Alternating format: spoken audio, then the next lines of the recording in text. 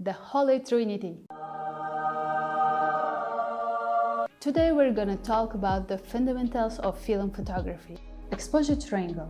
Exposure triangle represents the camera settings that control exposure: aperture, shutter speed, and ISO. Aperture is a hole in a lens that allows the light to enter the camera and hit the film. In technical terms, aperture is measured in f-stops, such as f2.8, 4, 5.6, and etc., where smaller numbers indicate larger openings and therefore more light entering the lens. The size of the aperture not only affects the amount of the light, but also influences the depth of field in a photograph. A wider aperture, where the subject is sharply focused against a blurred background, great for portraits, for example. On the other hand, a narrower aperture, larger f-number, like f16, increases the depth of field, keeping more of the scene in focus, from foreground to background, ideal for landscapes. The shutter speed is a mechanism inside the camera that opens and closes to control the duration of light exposure onto the film. It acts like a curtain that briefly opens to allow light to reach the film when you take a photo. The length of time the shutter remains open is shutter speed.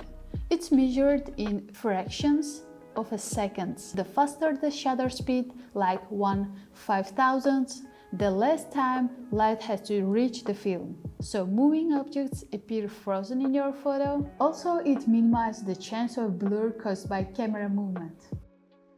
A slower shutter speed keeps the shutter open longer, letting more light in and causing moving objects to blur.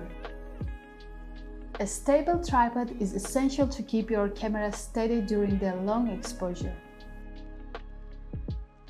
ISO is the sensitivity of the film to light.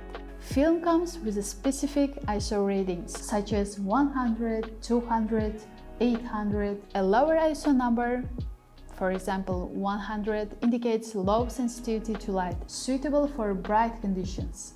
A higher number, for example 800, indicates higher sensitivity to light, useful in low light situations. In film photography, ISO affects the appearance of the grain in the final image. Higher ISO films produce more grain, which can add a gritty or artistic texture to the photograph.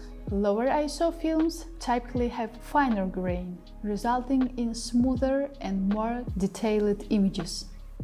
Aperture, shutter speed, and ISO work together. These three elements form the exposure triangle, where adjusting one affects the others.